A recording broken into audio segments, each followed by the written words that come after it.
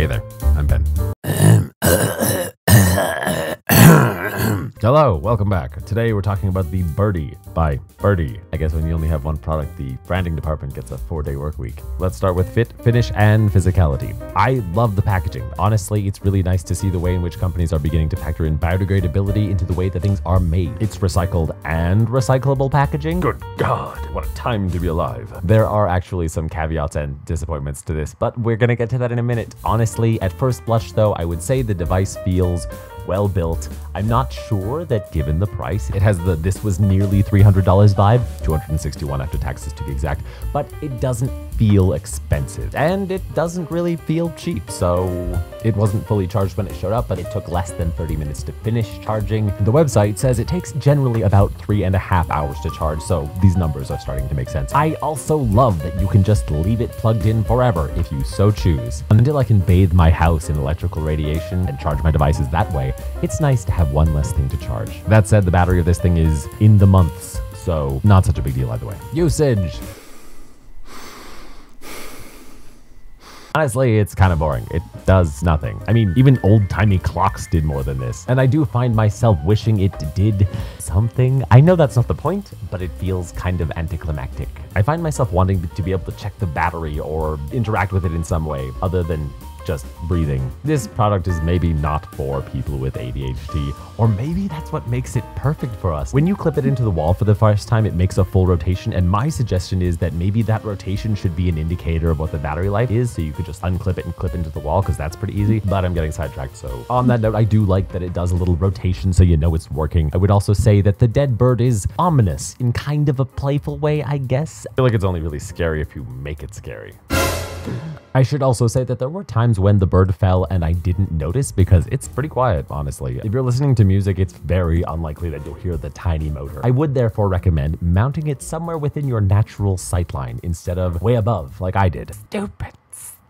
I would also say that if you're raising kids, I would bet money that this won't wake them up. So that may actually be a huge bonus for parents. Let's talk about accuracy. So to ensure the accuracy of this device, I purchased a second shittier monitor to keep her accountable. What did we find? Well, the Birdie website makes the claim that they're using a state-of-the-art CO2 sensor. I have no idea what that means. They also state that this sensor will trigger bird fall when the CO2 parts per million reach 1,000. What the second sensor shows is that it's more likely to be triggered around 1,500 parts per million, assuming you trust the second sensor. I mean, I could just purchase a third CO sensor, but oh my God, why is it so expensive?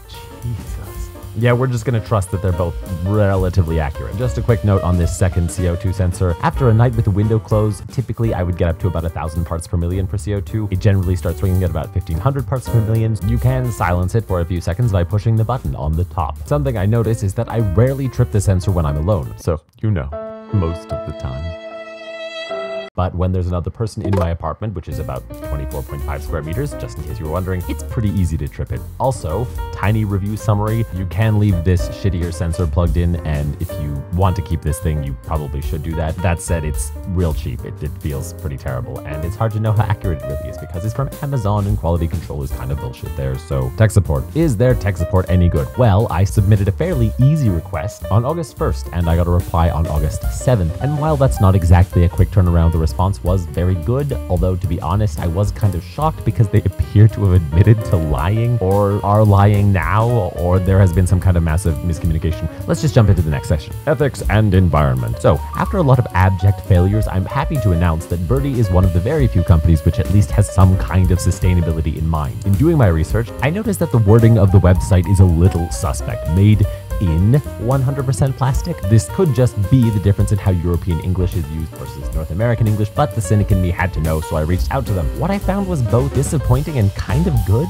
Here's what they said. Thank you for reaching out to us. Yes, I know, they're not German. We thought that the Birdie was made of 100% recycled plastic because that was the information given by the manufacturer. One of our co-workers went to China for that sole purpose, to make sure it was the case. After obtaining information about the birds, he could see that the percentage is 70%. So now we are updating the information regarding it and writing 70% instead. But We are proud to say that the plastic for the Birdie, it comes from post-consumer recycling. This means that the plastic used has actually been used before and then recycled. We are very sorry about this confusion. I have attached a data sheet so you can have a look at it if you so wish. We wish you a great day and thank you for your awareness. Now, there's a lot to unpack there, and we are not going to talk about my terrible German accent. Suffice it to say that they attached a document from the manufacturer which confirms what they've said above, and let's jump into it. I dislike that it's not as good as they said it was. I also really like that they were honest with me, even though it wasn't flattering for their brand. I also looked into Churme Corporation, apologies for my horrible accent, and it turns out their whole brand is being pretty much a sustainable manufacturer, and I say pretty much because there are some caveats. We could do a whole video about this, but I'm going to try to keep it brief. Churme has made a bunch of data available on their website, yay, but the TLDR is essentially that they have video evidence of a solar farm which they have built. They even have live feeds of it. Sadly, all of those feeds are dead. Although I was able to find satellite imagery of that solar farm, it's actually fairly sizable. Although I don't get paid to do this, so I'm not estimating what the production capacity of it is, I'm just going by the website. They also, unfortunately, said that they're using clean natural gas.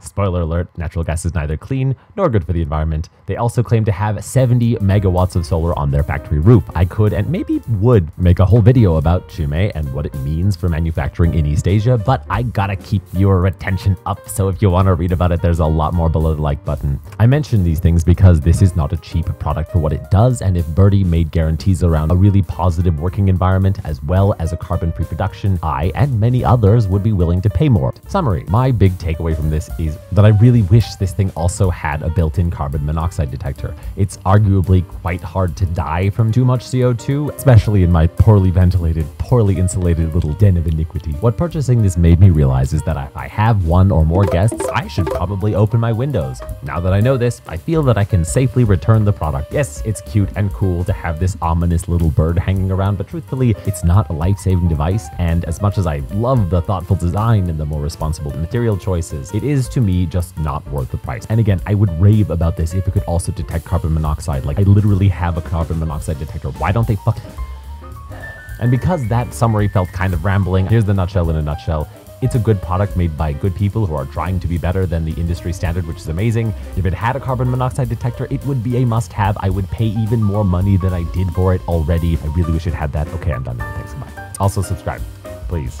I've officially earned $10 in ad revenue, and I have gone mad with power. Lastly, thank you for watching all the way to the end of the video. I'm BRB, this is BRBTG, and as always, I will be right back.